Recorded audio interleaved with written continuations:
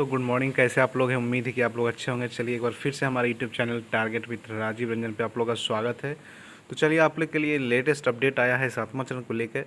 सातवें चरण की बहाली में 3 गुना बढ़ जाएंगे पद। देखिए ये थोड़ा सा जो है मतलब थोड़ा क्या बहुत ज़्यादा ही खुशी की बात है कि आप लोग के सामने जो आप लोग दिग्भ्रमित हो रहे हैं कि बहुत सारा लोग कह रहे हैं कि सीटें कम है, लेकिन यहाँ पे तो आज का कटिंग से मुजफ्फरपुर का शिक्षक नियुक्ति का कि सातवें चरण की बहाली में जो है 3 गुना बढ़ जाएंगे पद।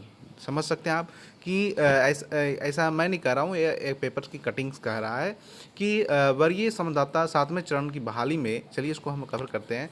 तो वरीय जिला जो बहाली के 3 गुना से अधिक पद बढ़ जाएंगे। छात्रों की संख्या अनुपात में शिक्षकों की ज़रूरत के आधार पर होनी है। जैसा कि मैं बताया था अभी आपको कि 3 तरह का इस पर रिक्तियां को लाने का प्रयास किया जाएगा। 3 तरीके से रिक्तियां जो है निकालने का प्रयास किया जाएगा और तीनों तरीका का मैंने इस पर वीडियो बनाया हुआ भी है।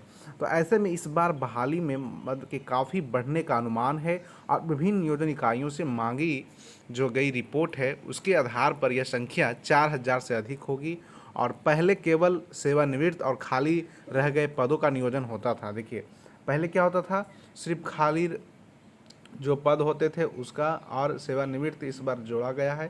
तो जो इस बार क्या होगा कि जो सेवानिवृत्त थे खाली रह गए पद पहले इस पे जोड़ा जाता था, लेकिन अब क्या होगा, बुधवार को विषयवार रिक्तियों को लेकर सभी नियोजन इकाई और बीओ के साथ डीओ ने समीक्षा की और 22 जून को निर्धारित फॉर्मेट में विषयवार ब्यौरा देना है। तो डीओ अब्दुल सलाम अंसारी ने कहा है कि नियोजन इकाइयों ने अपनी नियोजन की संभावित रिक्ति दे दी है, लेकिन विषयवार 1 से 5 और 6 से 8 के लिए अलग अलग रिक्ति देनी है। समझ रहे बात को, विषयवार की बात की जा रही है। तो इसके लिए विभाग की ओर से फॉर्मेट भी भेजा गया है और इसके तहत सातवें चरण के लिए छात्र शिक्षक अनुपात में स्कूल में आवश्यक कुल रिक्त पदों की संख्या देनी है। इसके अलावा 1 अप्रैल 2019 से 30 मार्च 2022 तक सेवानिवृत्त पदत्याग मृत्यु के उत्पन्न रिक्ति का भी अलग से ब्यौरा देना है। तो स्थापना कार्यालय में इसी तरीका का समीक्षा किया गया है और दौरान विभिन्न नियोजन इकाइयों में मिली रिक्ति के आधार पर सामने आया है कि जिला में मिडिल स्कूलों में सबसे अधिक बहाली होगी। इसके साथ ही साइंस विषयों में सबसे अधिक रिक्ति रहेगी। खासकर ये मुजफ्फरपुर का कटिंग है, तो ये मुजफ्फरपुर वाले जो होंगे उनके लिए ये फ़ायदेमंद होगा। या फिर आप मुजफ्फरपुर में अप्लाई करेंगे तो वहाँ पे आपको चांसेस बनते हैं, क्योंकि वहाँ 4,000 सीटें मैंने बताया भी था और 6 to 8 में साइंस में भी वहाँ सीटें काफ़ी अच्छा है देखने को मिलेगा। चलिए नेक्स्ट नियोजन हम कवर करते हैं। हिंदुस्तान का कटिंग है और ये हमारे शिक्षा विभाग के द्वारा जो है जारी किया गया है। शिक्षकों का नियोजन इकाई में तबादला इसी माह कर दिया जाएगा। जैसा कि आप लोग को मालूम है कि शिक्षकों का जो तबादला है वह सातवें चरण को लेकर रुक गया था, लेकिन सरकार जो है इसी माह करने पर उतर चुकी है। शिक्षकों और पुस्तकालय अध्यक्षों का तबादला एक ही नियोजन इकाई के अंदर जून में हो सकेगा। ठीक है, जून में ही। वही अंतर नियोजन इकाई में तबादले के लिए शिक्षकों को इंतजार करना होगा। इसको लेकर शिक्षा विभाग माध्यमिक शिक्षा निदेशालय बुधवार को आदेश जारी किया। जारी आदेश में कहा गया है कि एक ही नियोजन इकाई के अंतर्गत नियमावली में वर्णित प्रावधानों के तहत नियोजित कोटि के शिक्षकों और पुस्तकालयाध्यक्षों को जून में स्थानांतरण किया जा सकता है। तो आप समझ सकते हैं कि जून में आप लोग का स्थानांतरण होगा। माध्यमिक शिक्षक निदेशक मनोज कुमार ने भी सभी जिला शिक्षा पदाधिकारियों को यह पत्र जारी किया है और कहा भी है कि जिला में जो भी लिखे अपने पत्र में स्पष्ट किया है कि 7 जून 2021 को जारी अधिसूचना के तहत दिव्यांग शिक्षक और पुस्तकालयाध्यक्ष और महिला शिक्षक पुस्तकालयाध्यक्ष का अंतर नियोजन इकाई अंतर जिला सहित में उपलब्ध रिक्त के सापेक्ष एक बार ऐच्छिक स्थानांतरण की सुविधा होगी। साथ ही पुरुष शिक्षकों का भी जो है पुस्तकालय शिक्षक हो या पुस्तकालयाध्यक्षों हो, ये उसमें नियोजन इकाई अंतर जिला रहित ही पारंपरिक स्थानांतरण जो है किया दिया जाएगा सुविधा।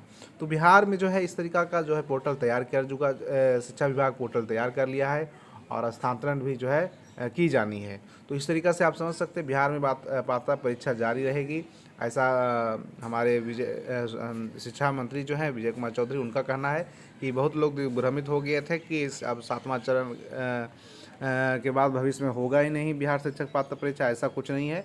बिहार में प्रारंभिक शिक्षकों की नियुक्ति के लिए पात्रता परीक्षा टीईटी जारी रहेगी। अगले सातवें चरण की नियुक्ति प्रक्रिया पूरी करने के बाद इसका आयोजन होगा। बुधवार को शिक्षा मंत्री विजय कुमार चौधरी ने यह स्पष्ट किया था। तो इस तरीके से आप समझ सकते हैं कि टीईटी का जो आयोजन होगा वह होगा ही, ऐसा नहीं कि नहीं होगा। ठीक है, तो इसके लिए आप लोग टेंशन नहीं लेंगे। चलिए नेक्स्ट न्यूज़ है, इसी माह में नियोजन इकाइयों का अंदर शिक्षकों का स्थानांतरण। देखिए ये भी स्थानांतरण से ही है, आप लोग का ट्रांसफ़र लेटर के रही है। यह भी जिलाधिकारियों को निर्देश दिया गया है और तैयार किया गया है वेब पोर्टल। ऐच्छिक तबादले को लिए जो है सख्ती से होगा नियम अनुपालन। जो लोग ऐच्छिक चाहते हैं उनके लिए क्या क्या होगा ये सारे प्रक्रिया आप पढ़ के देख सकते हैं। 1000 से अधिक पुलिसकर्मियों का तबादला भी होगा। इधर देखिए पुलिस के लिए तो ये शिक्षा विभाग की हम बात करें तो यहाँ पे जो है आवेदन से लेकर पोर्टल तक का होगा तबादला। शिक्षकों के लिए लिए जाएंगे 3 विकल्प।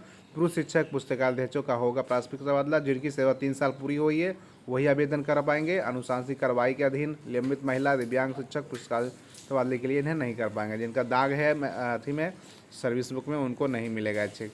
तो आप समझ सकते हैं कि इकाई नियोजन जो है जमा हो गया आवेदन जल्द ही। और इच्छुक जो भी है आप लोग जो शिक्षक हैं पुस्तकालय हैं उनके लिए खास करिए बेहद अच्छी बात है कि आप लोग के NIC पोर्टल पर पोर्टल भी तैयार कर लिया गया है। तो चलिए उम्मीद है कि आपको ये वीडियो अच्छा लगा होगा। तो लाइक शेयर सब्सक्राइब जरूर कर दे एक बार हमारे चैनल को। तो मिलते हैं फिर नए इन्फॉर्मेशन के साथ, तब तक बने रहे आप हमारे चैनल पर। धन्यवाद दोस्तों, जय हिंद। वीडियो देखने के लिए।